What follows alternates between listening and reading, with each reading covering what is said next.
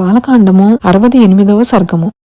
రాజుచేత పంపబడిన దూతలు గుర్రముల ఆయాసపడినంతగా పరుగులెత్తించుచు 3 దినములు ప్రయాణము చేసి 4వ దినమున దశరథుని పట్టణమును చూచిరి.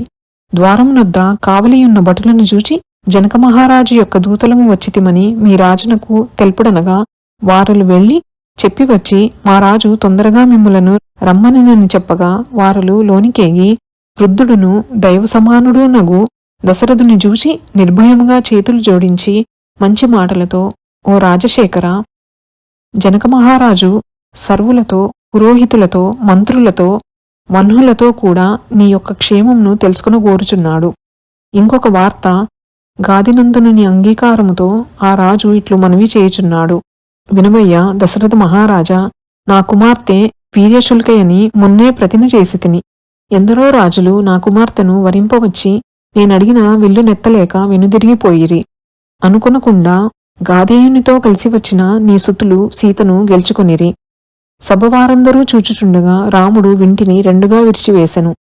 కాన మహాత్ముడైన రామునకు వీర్యశుల్కగా నిర్ణయించిన నా కుమార్తెను భార్యగా నీయగోరుచున్నాను. అట్లనర్చుటకు సెలవసంగుడు. కొడుకులను చూడవచ్చును, సంతోషమును పొందవచ్చును, నేనడిగిన కోరిక తీర్పవచ్చును. కాన పురోహితులతో, హితులతో, మంత్రి సమూహంతో దేవేరులు కొల్చుచుండగా ఆలసింపక మా పట్టణమునకు రమ్ము. మిక్కిలి ప్రీతితో నీ కుమారులను చూచుకునుము అని చెప్పి సందేశహరులు విరమింపగా, రాజు వామదేవుడు, వశిష్ఠుడు మొదలగు మునులను, మంత్రులను చూచి మహానందముతో నిట్టనెను. గాదిజునిచే రక్షితుడై కౌసల్యాతనయుడు లక్ష్మణునితో కూడి మిథిలా పట్టణమున నున్నాడట. రాముని యొక్క గొప్పదైన పరాక్రమమును చూచి జనకరాజు తన కుమార్తెనిచ్చుటకు సమ్మతించెనట.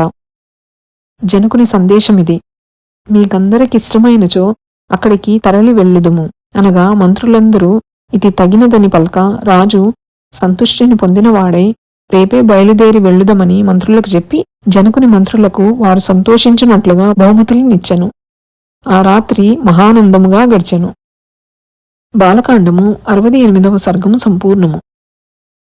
శ్రీరామచంద్ర ప్రసాద సిద్ధిరస్తు. శ్రీ జగన్మాతార్పణమస్తు. శ్రీ శ్రీ శ్రీ. నమోస్తు రామాయ సలక్ష్మణాయ, నమోస్తు దేవ్యై జనకాత్మజాయై, నమోస్తు వాతాత్మ భువేవరాయ, నమోస్తు వాల్మీక భవాయ తస్మై. శుభం భవతు.